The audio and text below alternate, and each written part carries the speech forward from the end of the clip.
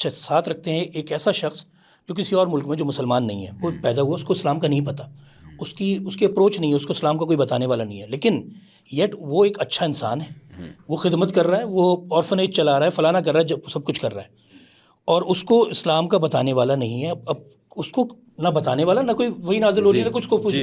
تو کیا ہم جو یہ پڑھتے ہیں کہ جی ہمیں جنت ملے گی اور اس کو دوزخ ملے گی، اس نے اتنی اچھائیاں کی اور اچھائیاں کرتے کرتے وہ مر گیا،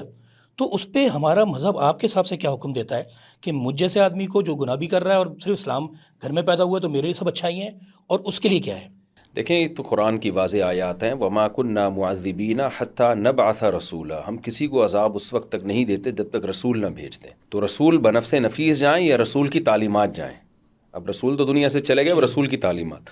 تو جس شخص تک بھی دعوت نہیں پہنچی نا اسلام کی، پیغمبر صلی اللہ علیہ وسلم کی، اس سے قیامت کے دن سوال نہیں ہوگا اسلام کے بارے میں، کیونکہ یہ تو ایک ظلم ہے. اللہ نے کہا کہ وَلَا يَظْلِمُ رَبِّكَ أَحَدًا، يَظْلِمُ رَبُّكَ أَحَدًا، تیرا رب کسی پہ ظلم نہیں کرے گا.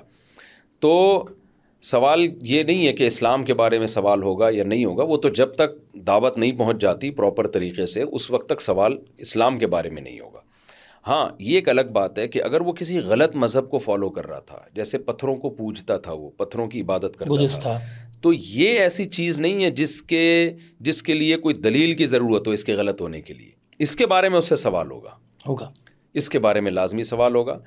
کہ تم نے کس بیس پر ان کو معبود بنایا، تمہارے پاس اس کے برحق ہونے کی کیا دلیل تھی. تو اسلام اور نبی صلی اللہ علیہ وسلم کے بارے میں تو نہیں ہوگا، نبوت کے بارے میں تو نہیں ہوگا، لیکن اس کے بارے میں اس سے قیامت کے دن